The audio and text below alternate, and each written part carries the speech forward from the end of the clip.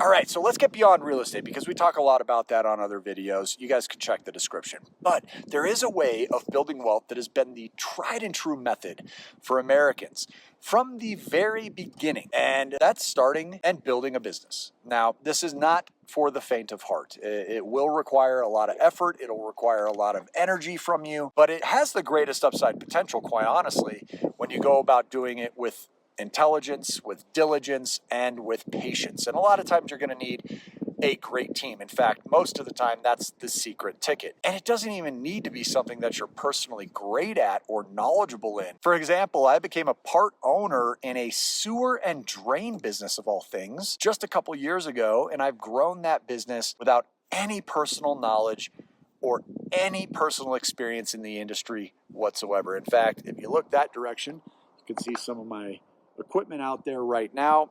My partner and team have been coming and going, so you may hear them a little bit in the background because we have a lot of jobs going right now, and it's been phenomenal. Now, in spite of all of the excitement and enthusiasm I have surrounding this business, I would be misleading you if I wasn't absolutely clear on just how challenging it can be. It does take up a significant part of my day. At this point, I am investing somewhere close to probably 30 hours or even full-time hours into that business. Whereas over the first year and a half to 2 years, I was putting in maybe somewhere closer to 5 hours per week. So it was originally intended to be something relatively passive for me. And I think there are plenty of businesses out there that you could get away doing that with, including this one if we were choosing to stay smaller. But because we've developed a roadmap for our future, we brought in a coach who recently sold his sewer and drain business just a couple years ago at the ripe old age of 35 years old for $40 million. We began to understand the potential of actually scaling this out on a national level.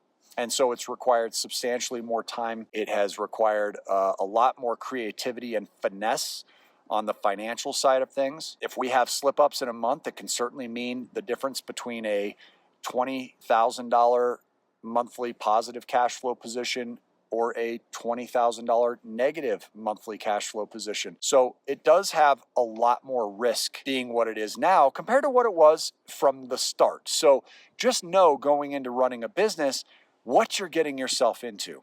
And it is extremely important to do your homework on the front end of this, right? You can get into this and really try to poke holes in it before committing much, if any, money at all. And that's the bottom line. Get in there and really do your homework before you put any dollars and cents into it. And as you're going, perhaps experiment on the much smaller side of things as we did in order to gain proof of concept.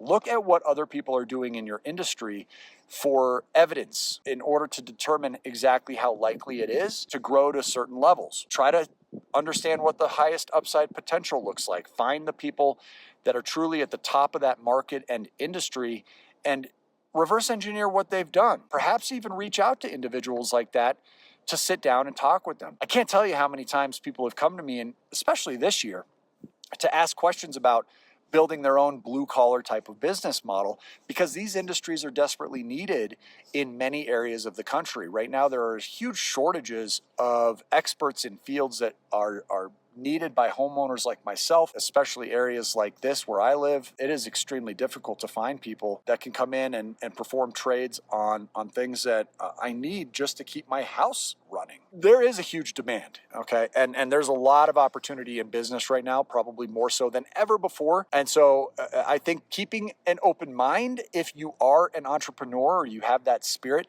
and you want to get into a business for yourself, make sure that you don't have blinders up that keep you linearly focused.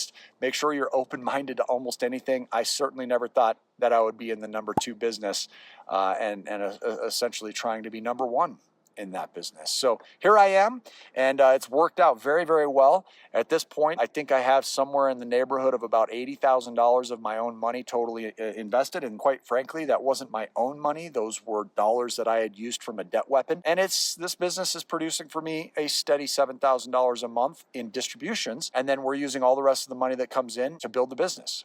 So it all goes right back into the business. My partner and I each take distributions of $84,000 a year, and for 30 hours a week, some would argue that's probably not a great rate of pay, myself included, especially compared to what I'm used to earning. And yet, I'm doing it because I'm investing into that future upside potential. I see the opportunity to potentially sell this business for north of $100 million. And that still sounds so crazy coming out of my mouth. I never, ever in my wildest imagination thought that that was even something remotely possible. But now that we have a coach that's guiding us through the steps to get there, and somebody that's actually done this and sold for tens of millions, and he sees exactly the angle that we're coming from and the niche that we're building, it's becoming more and more of a reality that this is something we can pull off. So I'm happy to take $84,000 a year for 10 years, if that's how long it takes, to have an exit like that. So just keep that in mind as you're moving forward with the business side. I think ultimately, this all just goes to show that being open to opportunities and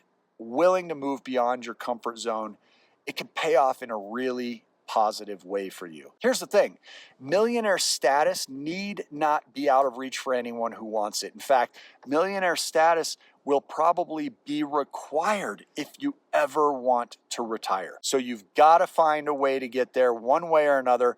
Make sure you hit that subscribe button, because hopefully we'll play a small role in that. I do want to thank you for watching today's video. Please be sure to give us a thumbs up if you like this video. If you didn't, drop a thumbs down. Love it or hate it in the comments section, but make sure you join the conversation. Until I see you on the next video, my friends, thank you for joining me out here in this gorgeous area. Thank God for nature. Thank God for nature. We'll see you on the next video, folks. Until then, keep on cash flowing and make it a great day. Take care.